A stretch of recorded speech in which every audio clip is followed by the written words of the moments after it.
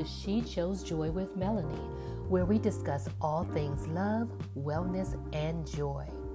I'm your host, Melanie Foote-Davis, also known as the Self-Love Cultivator. I'm really excited about my guest today. She's a dear sister friend of mine. And so I'm just going to give you a snapshot of her bio. Tamaya McClendon is the founder, CEO, and mastermind behind Sisters and Suitcases, an international social travel network for women of color that creates travel experiences globally. Tamaya has mastered the art of curating responsible travel experiences by collaborating and working with local creatives and entrepreneurs to curate highly immersive experiences that travelers cannot get anywhere else. She's also worked to ensure that the dollars spent go directly to locals. Tamaya believes that by being local first, it creates an economic opportunity and income for communities that really need it, while at the same time respecting and promoting the local culture and creating a once-in-a-lifetime experience for Sisters and Suitcases travelers. Having traveled to 15 countries and 29 U.S. states, Tamaya has used her communication, networking, and strategic planning skills to cultivate relationships, create worldwide brand visibility, forge partnerships, and provide unique travel experiences for her clients. Tamaya has been recognized as an innovator and community change agent, and she believes that travel is vital to women. When you're able to travel and explore intentionally, your mind is given the space to shift. Exposure to new cultures and people helps to create a healthier perspective on how you view the world around you. And so today, as the founder of Sisters and Suitcases, she's privileged to combine all of her life's passions by offering a space where women can fully experience the joy of being the best of themselves, strong, sensual, smart, silly, and full of life. So with that said, let's dive in.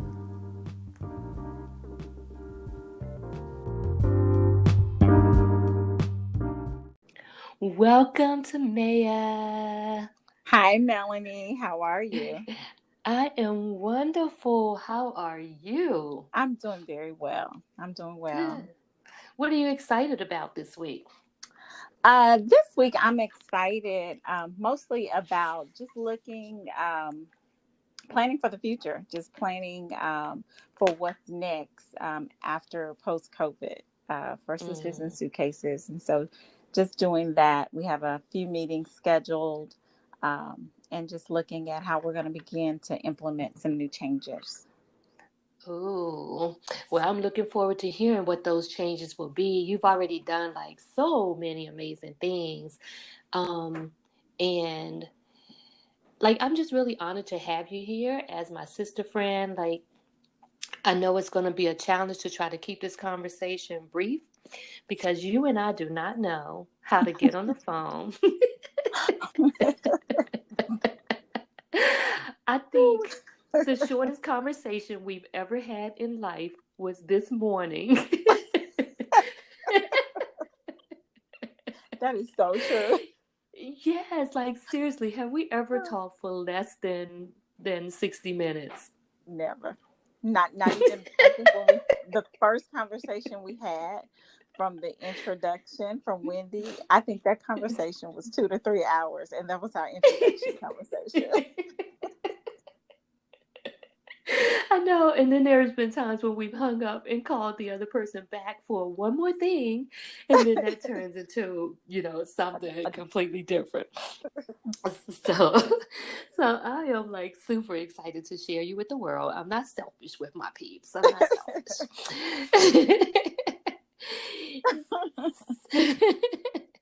So let's dive in. Tell us a little bit about how, like, why Sisters and Suitcases and how that came about. Well, so Sisters and Suitcases came about after a trip. I had taken a personal trip to Italy in 2012. And so I had been traveling. I've pretty much traveled most of my life, most all of my life since I was fairly young. That was mostly domestic travel within the United States. And then I would travel within the Caribbean, um, cruises and things like that. But I had never taken what I call an official international trip, although I had been into other countries and things like that within the Caribbean. And so I decided that I wanted to take this trip in 2012 because after continuing to ask family and friends to travel with me and getting repeated no's, that I needed to go ahead and take this solo journey by myself. And probably, I guess it was 2005, my mother had just passed, and I had taken on some other responsibilities. My brother was 10 years old at the time, so I took on the responsibility of raising him after her death, or help raising him because we raised him as a family after her death. And after taking this journey, well, on the journey, I just remember being on the Isle of Capri, um, on a chairlift and looking over and thinking to myself, man, what could or would my life have been had I been exposed to this at a really young age? And so I'll go back. My first love is education. So I'm an educator by trade. And so I thought after coming home, I began to write and journal for probably like a year after this trip, and was thinking, how can I um, expose more girls, more, especially more girls of color, um, to the global, to the world, to become global citizens. And so that's kind of how Sisters and Suitcases came about. That was the name. So that was the name for what would have been a nonprofit organization for young girls of color. But as we began to do research, um, and getting the data in, what we found is that there were still a lot of women who had a lot of fears around travel, and not just fears around not really traveling, but traveling internationally, getting on a plane, letting their daughters travel outside of the United States to travel with a stranger. There were several questions there that we asked. And so it shifted. So I said, how is it that I'm going to take young girls out of this country if their mothers, their aunts, their sisters, their cousins, those women who are vital parts of their life, have those fears and phobias? We have to get permission to take them from them, and we can't get that permission if they have them. So it shifted, and it shifted to women. And as I began to do even more research on women and vacations and African American women in particular, and our health and things like that, I realized that we, meaning women in particular, regardless of color, but I focused on women of color, uh, we needed to take those journeys for ourselves because we had a lot, there was a lot of fear based around just taking international trips. And that's not saying that women was not traveling and that don't travel, but there still was a high number of women from our study that we did was not traveling, and I wanted to expose more women to international travel. Wow. Wow. I heard so many things there, but before I ask you about like the data and where this is going, can you like take me back to that moment you decided to go not on a trip by yourself, like, you know what I mean, but to go to Italy by yourself? Like, what was that defining moment when you said, you know what? I'm just going to do this and I'm going to do it by my darn self? And why Italy? Yeah, like So what was it about yeah, Italy? so I can't. I think I was. Let's see. I had to be in my 30s. Yeah, I was in my 30s at the time. I was early 30s at the time, and so I'm from the South. And so, if you know anything about the South, once you hit 30, you have your grandparents, your uncles, and everyone calling you an old maid. So, by their terms, I was an old maid, but I never paid any attention to that. But I had always dreamed of going to Italy for my honeymoon. And so, I was not in a relationship, nowhere near close getting married. And so I said, you know what? Either I'm going to do this for me or I'll be waiting for the rest of my life. Because who knows? That perfect person may not, the person that I'm looking for may not come along. Or what if I die? My mother had just passed in 2000. It was in 2005, and she was 45 exactly when she passed. So she was really young when she passed. And so I also had gained a different perspective on life after losing my mother at such a young age, um, my age and her age. It gave me a newfound perspective on life. And so I just decided I was no longer going to wait on anyone or wait on this thing called marriage either. But Italy was the place where I had dreamed to have my dream honeymoon or my dream wedding. So that's why Italy. So it was kind of like a new marriage happened when I got there. Get out of my head. Because I was sitting there saying that in a sense, it was your personal honeymoon where you reunited with yourself. Yeah. Like, I was literally thinking that. And you're like, it's a marriage. And that's the first time that I've ever said that. Um, but that's exactly what just popped in my head right then and there. Yeah. When I think about it, Yeah. that's really what it has been. It's like I married myself there. And Mm-hmm. since 2012, I've been returning. And the same feeling that I received upon arriving and departing, I get that same feeling about it now. And I was just recently talking to one of our Italian partners, and with COVID and everything, and I told him, I said, regardless, because Italy was hard hit, and I said Italy will be one of my first loves. So just know that we'll be back. I'll be back. Mm-hmm. Mm-hmm. Yeah, I imagine it holding a really special place in your heart, you know? It does. But yeah, so that's how it that's how the journey, that's where that journey came from.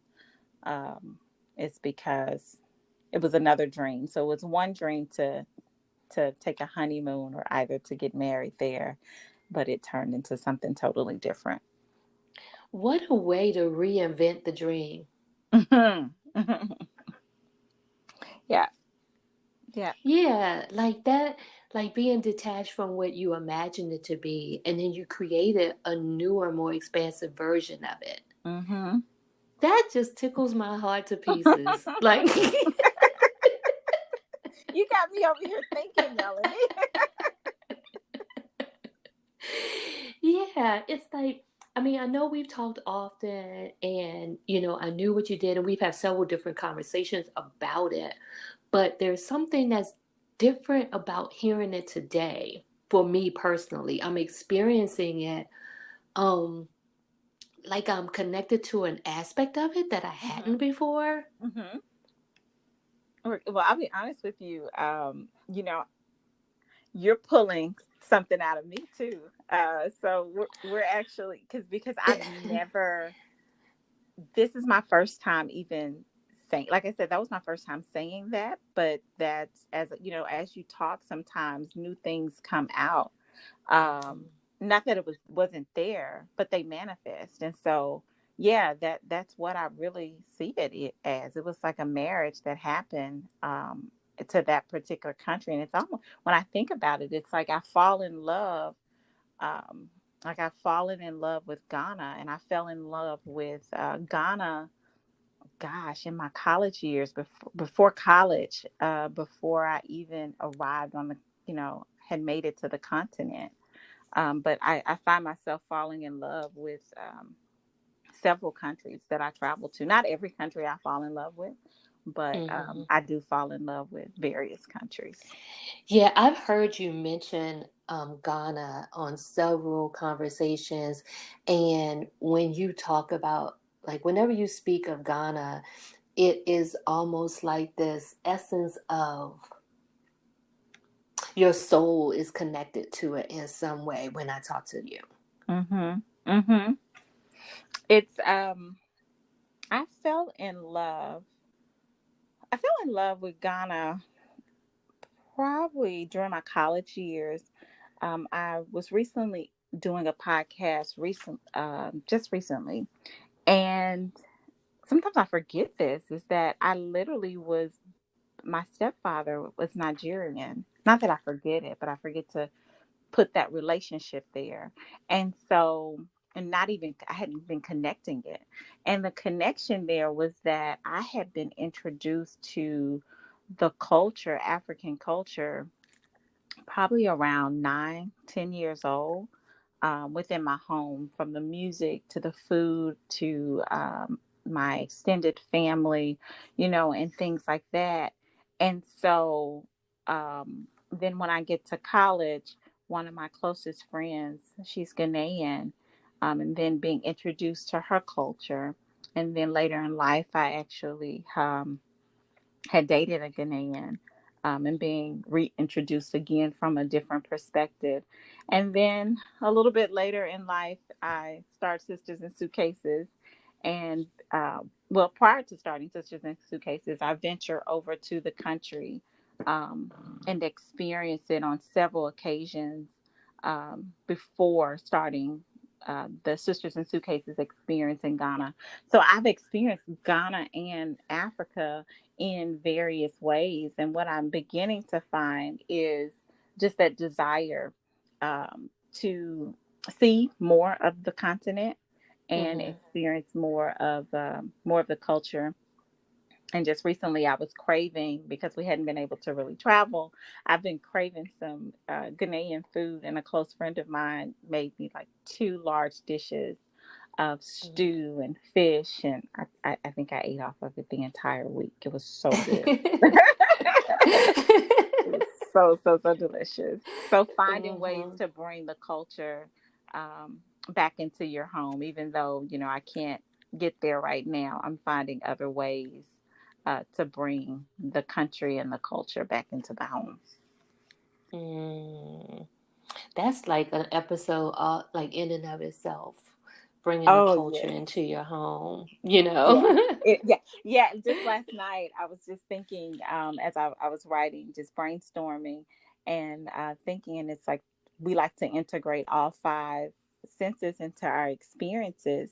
And one of the things, and then also talk about self care.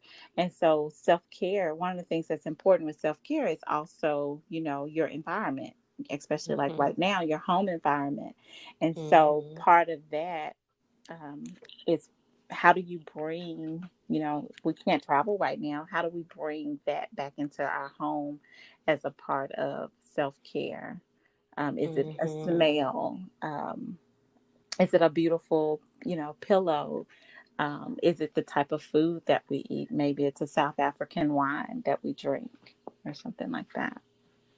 Yeah, we actually, and it's funny you should say that because I actually have another episode that's coming with Michelle Herndon where she'll be exploring all of those different aspects and creating how to create your soul nest, which is Mm, a really yummy conversation in and of itself. So,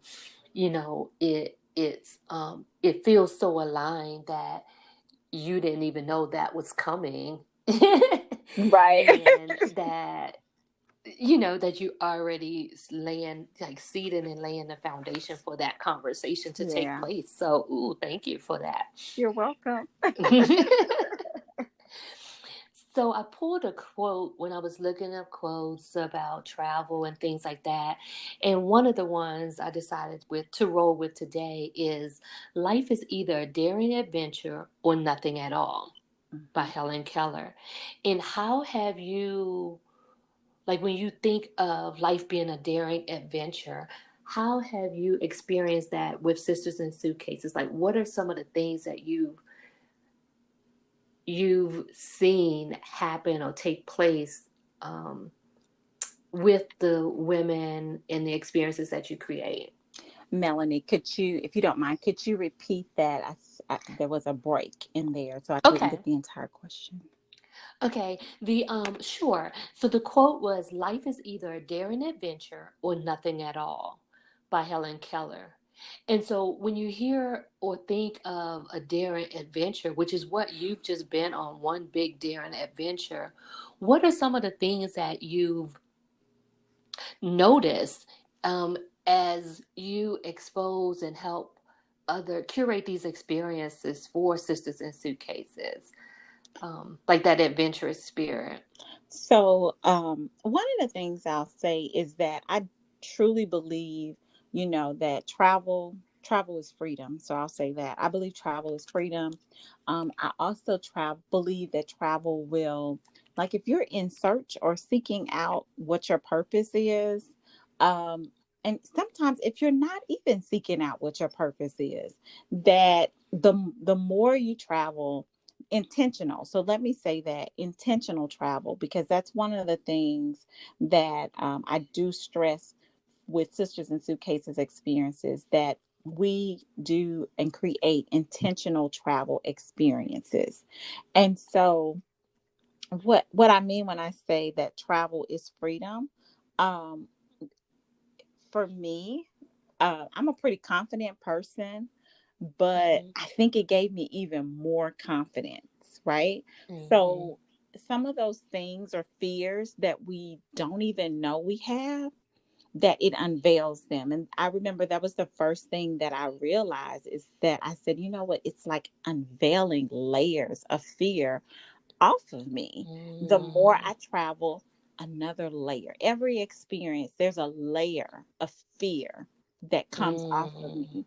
And so it's removing those layers of fear, some that you know you have, and some that you don't even realize that you have. So that confidence or fear, those things that you were lacking, or that I was lacking in my life, and some of the women that have traveled with us, it, it returns when you get Mm-hmm. home. Some things that you may have been thinking about stepping out and doing, but you never had the courage to do it.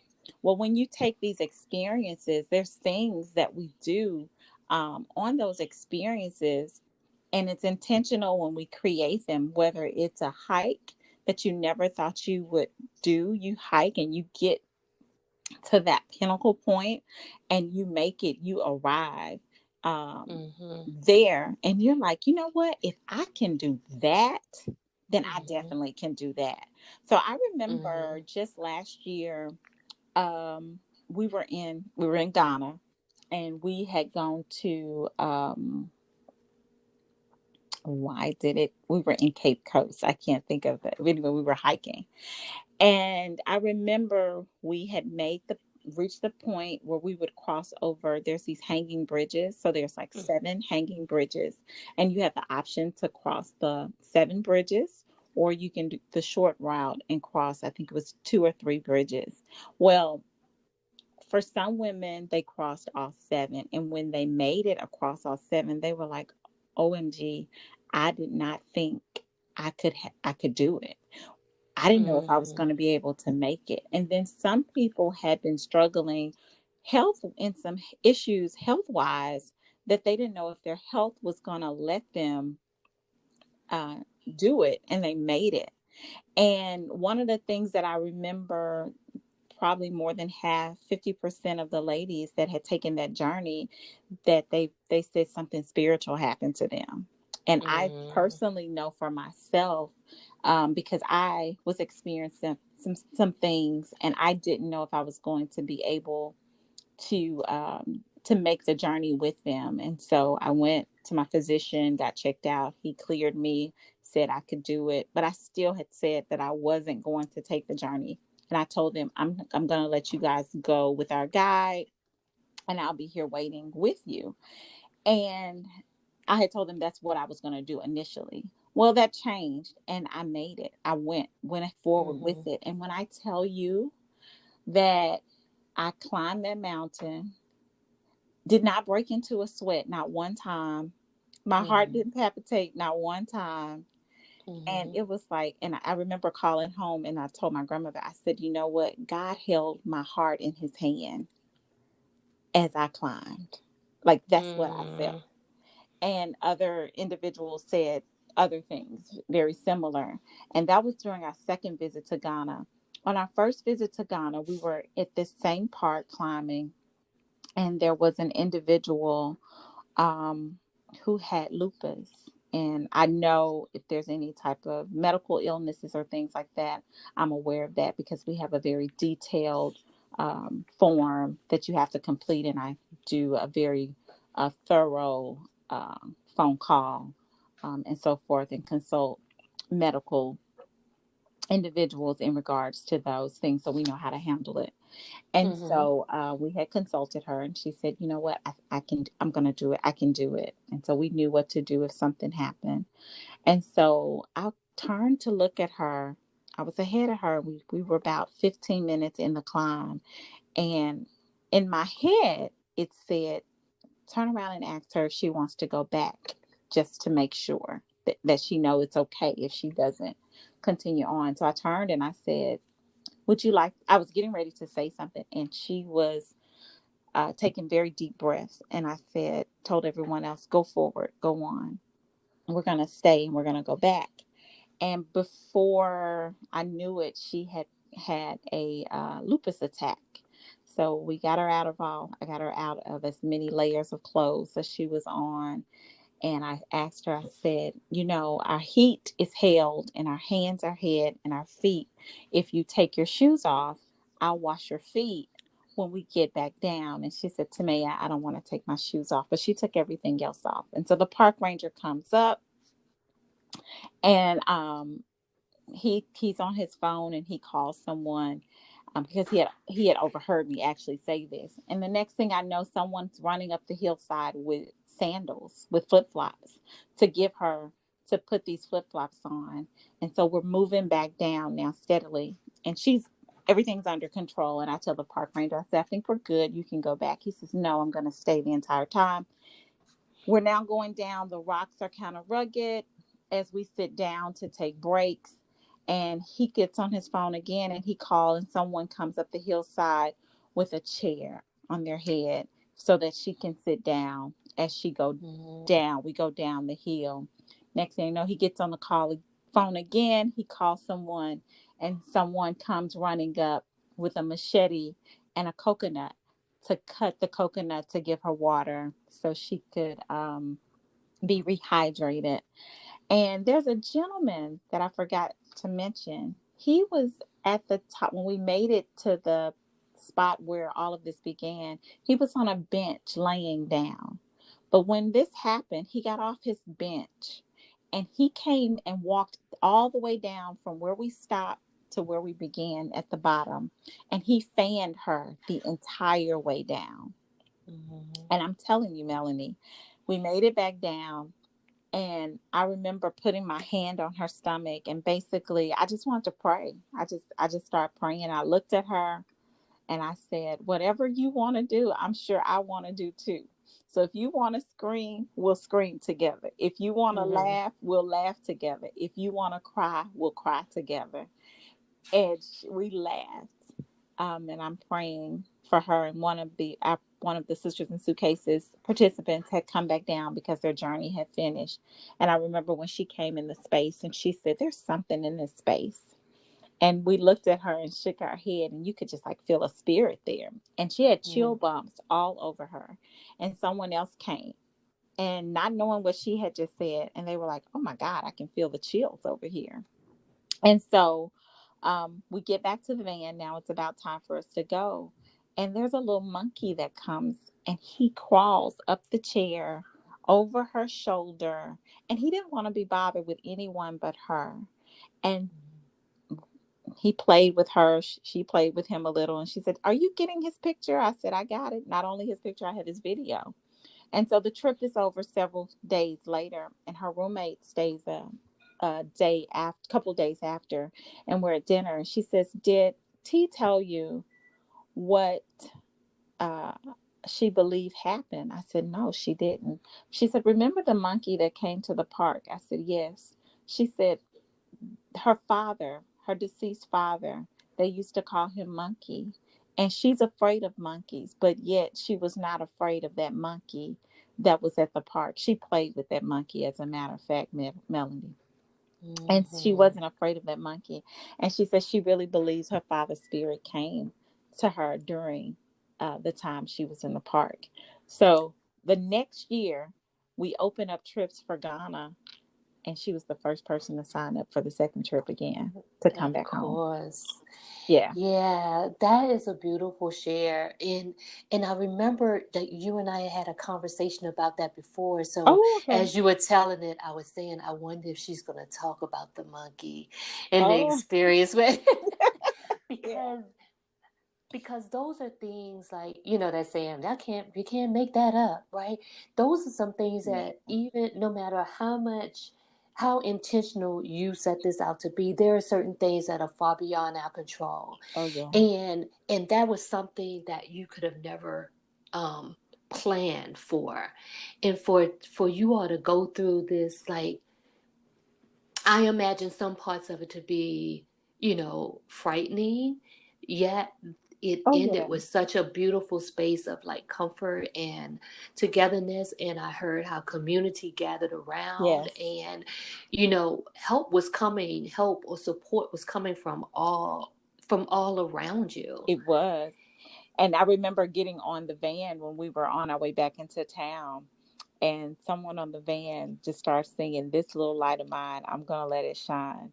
And so we Mm-hmm. were riding back through the village singing. I mean, it turned into a whole gospel fiasco on the bus. So we went from Mm-hmm. gospel, then we went back, to R&B and things like that.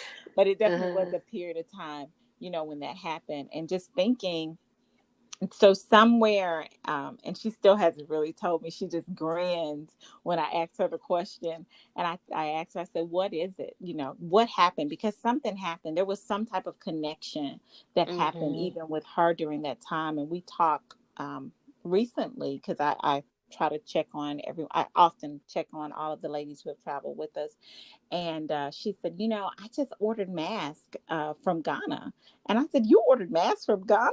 And she said, "Yeah, they just came a few days ago."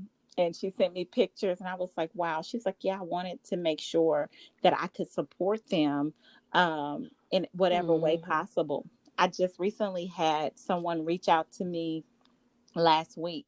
She had written up an entire letter. She says, "I want to help with some of the tour guides and things like that, some of the artisans. Is there any way that we could help? Would you be willing to share this with your community, with the SAS community? And if anyone wants to order shea butter or, you know, fans or whatever, that we can give back to them, because business is not as normal for them, and for many of them, this is their way of life, to provide Mm-hmm. for their families." So we're now in the process of working on that, and I'll be sharing that information with the community, and with the other women who have traveled to Ghana, to see if they want to purchase anything, so that those funds can be contributed to those Well, when you individuals. get that together, will you please share with me so that I too can share it with my Hmm. community, and, collectively we can make this, make a difference with supporting the locals there, Yes, definitely. in honoring your cause. Yes. So, wow, there's like, I know it's so much more that we could totally dive into, but for the sake of time, we're going to just move it on up.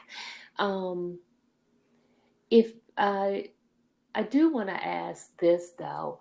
Um, well, actually, before I even do that, so you ladies heard it. Like, you've already heard like Tamaya's heart. You can hear how connected she is to the experiences she's creating and all these different things. So when you hear of something that Sisters and Suitcases are doing, you already got a sense of what that um of what's possible for you. And so one of the questions I wanted to ask you really quickly is about, you took a journey alone, Mm-hmm. right? That evolved into this whole new movement of creating global experiences for sisters, for women of color. But there are times when some of the ladies that invest in your experiences are also there. Well, let me not make the assumption. Are they always traveling with someone they know, or do they also dare to take this adventure not knowing anyone? So what we found is that over 80% of the women, higher 80% of the women, closer to 90% of the women that travel with Sisters and Suitcases are traveling solo. Hmm. That's what I thought, but I wasn't. I thought that was something that you had shared, but I just wanted to Mm-hmm. make sure and confirm it.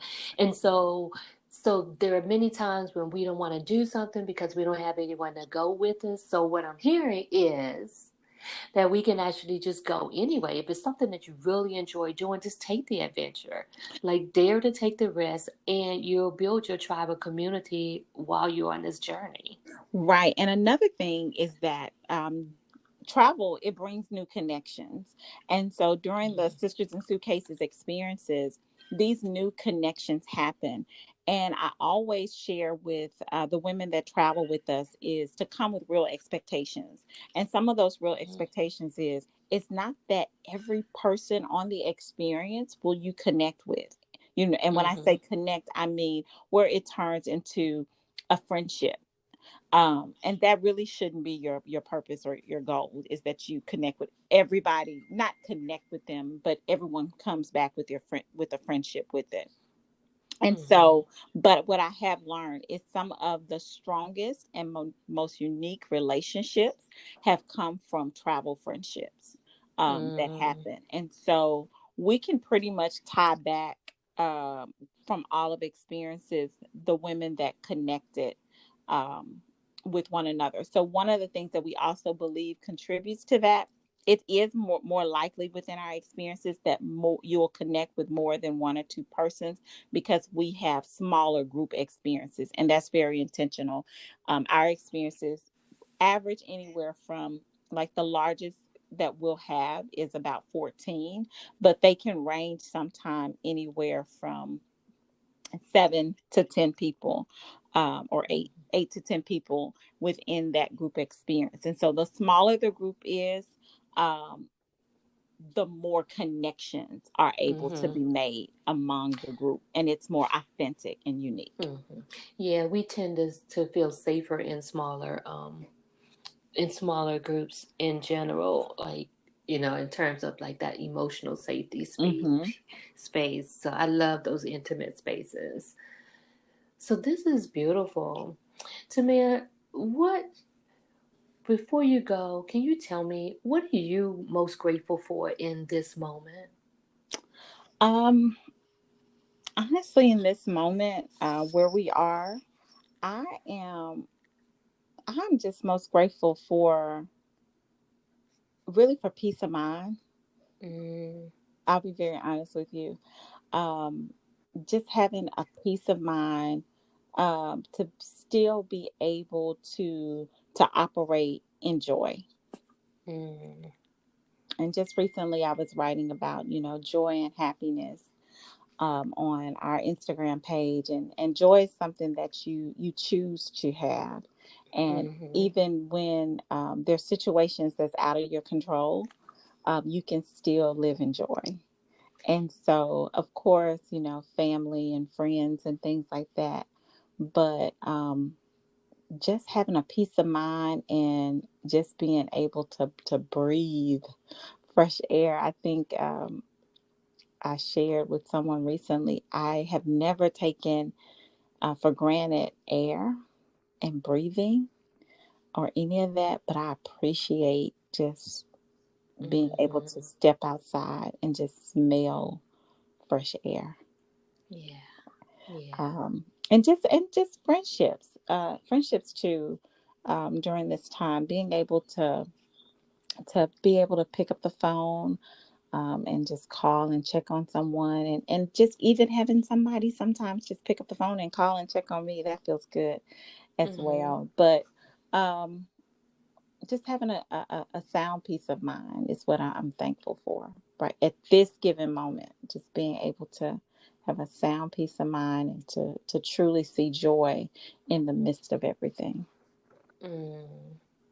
Thank you for sharing. I usually ask what brings you joy, but I think you answered it all in that. And Yeah. one of the reasons why I ask about gratitude is I believe that gratitude and appreciation and joy are all partners.